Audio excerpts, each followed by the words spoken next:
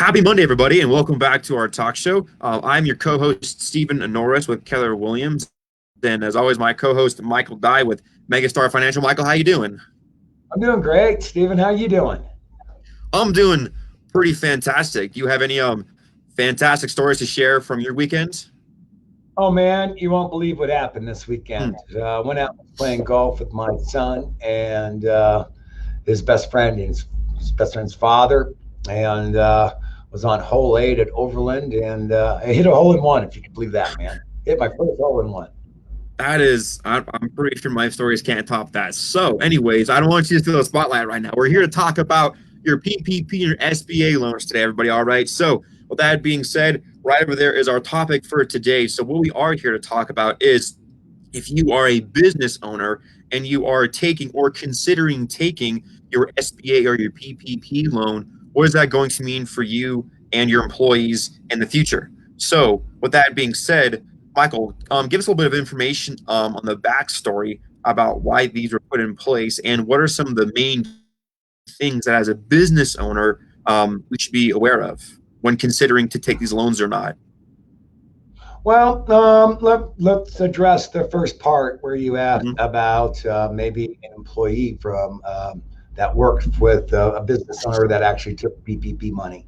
Um, and that is really on the lending side. That's certainly not really any of our business if the employee or of a borrower took out PPP money.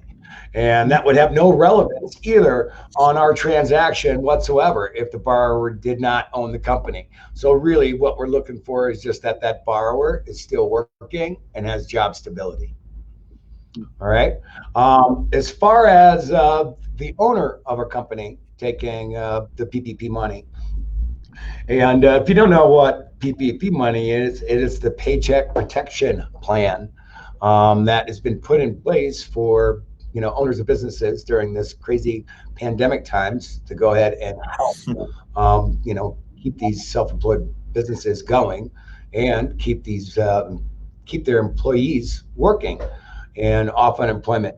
So on that, we don't really do anything. We don't do anything with that kind of deal. We don't deal with those PPP loans. So the funds that they get can't be used for buying a home.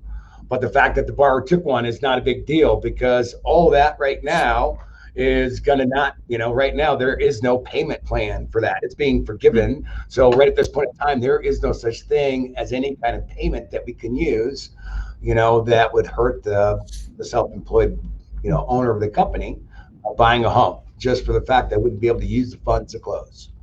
That's excellent. So, with that all being said, one of the big things that we want to clarify about that is that if you are an employee and your employer has taken one of these loans, it is not going to affect you in any possible way when lenders are looking to pre-qualify or pre-approve you. And with that being said, Michael, how are these loans going to be looked at when it comes to you evaluating a business owner for the debt to income ratio? I know you touched on it a little bit, but do you have any kind of notice or anything of that, how it's being handled in the future?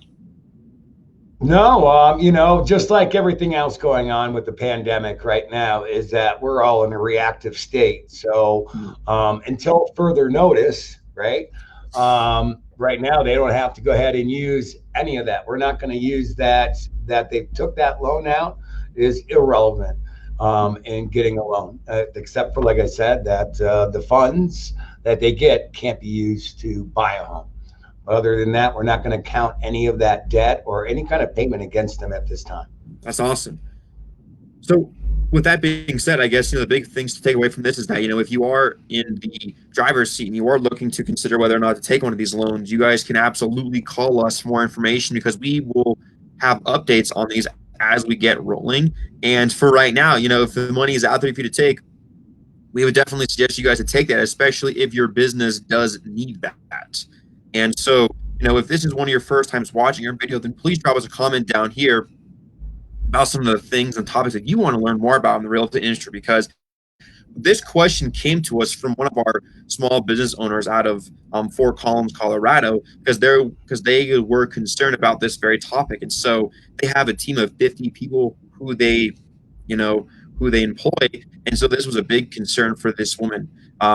And so everybody, with that being said, we really appreciate you joining in for us this week. We're looking forward to seeing everybody next week. And then with that being said, if you really liked our content today, give us a like and share it and comment with all your friends who you think would be who would gain some valuable insights from watching our videos. All right. Well, with that being said, Michael, do you have any closing comments? No, other than have a really great week, and please like, comment, and share our video. And please, if there is something that you want us to talk about, we'd love to hear it.